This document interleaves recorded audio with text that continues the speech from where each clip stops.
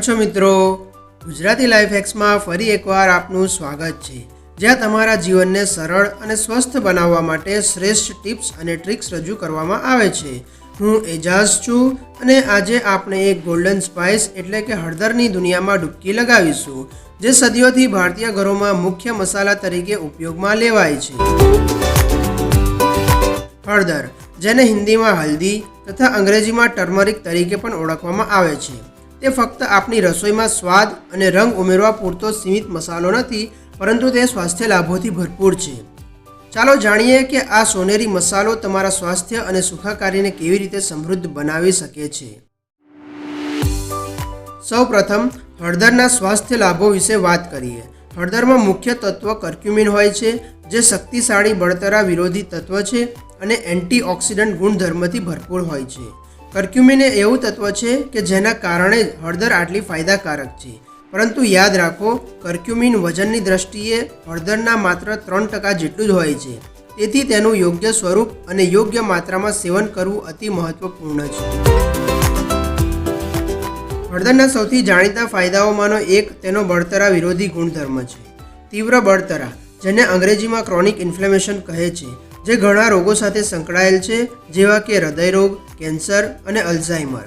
હળદર આ ક્રોનિક ઇન્ફ્લેમેશનને ઘટાડવામાં અને એકંદરે આરોગ્યને સુધારવામાં મદદ કરે છે. કેટલાક અભ્યાસોમાં એવું જાણવા મળ્યું છે કે હળદરની બળતરા વિરોધી અસરો એટલી શક્તિશાળી છે કે તે કેટલીક દવાઓ સાથે મેળ ખાય છે, અને તે પણ કોઈ પ્રકારની આડઅસર વિના.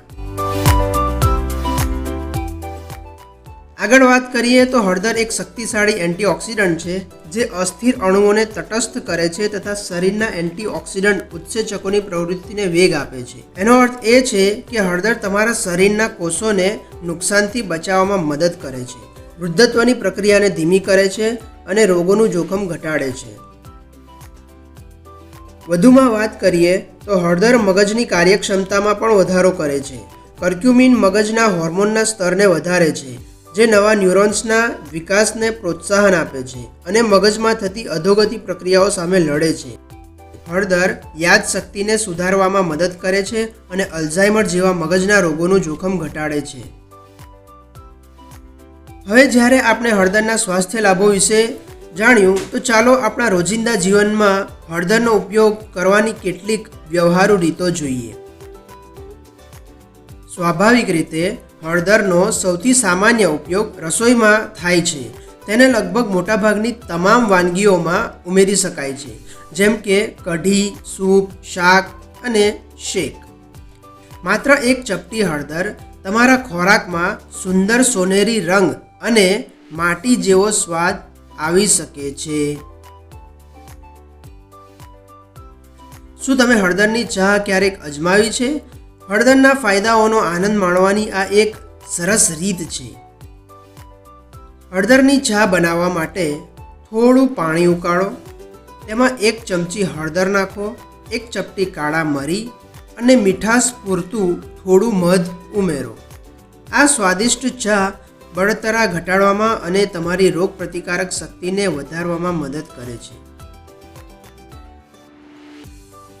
ગોલ્ડન મિલ્ક, જેને હલ્દી દૂધ તરીકે પણ ઓળખવામાં આવે છે, તે હળદરનું સેવન કરવાની બીજી અદ્ભુત રીત છે.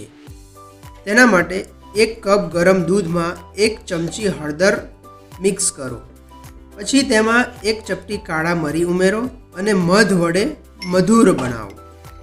સૂતા પહેલાં આ દૂધ પીવાથી ઊંઘમાં સુધારો આવે છે અને બળતરા ઓછી થાય છે. હળદર માત્ર ખાવા પૂરતી સીમિત નથી, પરંતુ તે ત્વચા માટે પણ ચમત્કારિક પરિણામો આપે છે. હળદરનું ફેસ માસ્ક અજમાવી જુઓ.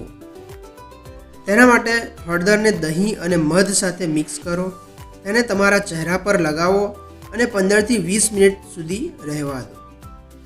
આ માસ્ક ખીલ ઘટાડવામાં મદદ કરે છે તથા તમારી ત્વચાને તેજસ્વી બનાવે છે અને કુદરતી ચમક આપે છે. શું તમે જાણો છો કે હળદર તમારા મોઢાના સ્વાસ્થ્યને પણ સુધારી શકે છે? તમે હળદર અને નારિયેળ તેલમાં ખાવાનો સોડા મિક્સ કરીને એક કુદરતી ટૂથપેસ્ટ બનાવી શકો છો. આ ટૂથપેસ્ટને દાંત ઉપર ઘસવાથી તેમાં રહેલ છારી દૂર થાય છે અને બળતરા પણ ઘટે છે. જ્યારે રસોઈ અને રોજબરોજ હળદરનો ઉપયોગ કરવો ઉત્તમ છે, ત્યારે કેટલીકવાર ખોરાકમાંથી પૂરતું કર્ક્યુમિન મેળવવું પણ મુશ્કેલ હોય છે. ત્યારે હળદરના સપ્લિમેન્ટ્સ ઉપયોગમાં આવે છે. આ સપ્લિમેન્ટ્સમાં મુખ્યત્વે કર્ક્યુમિનનું પ્રમાણ વધુ હોય છે અને વધુ સારી રીતે શોષાય તે રીતે તૈયાર કરવામાં આવે છે.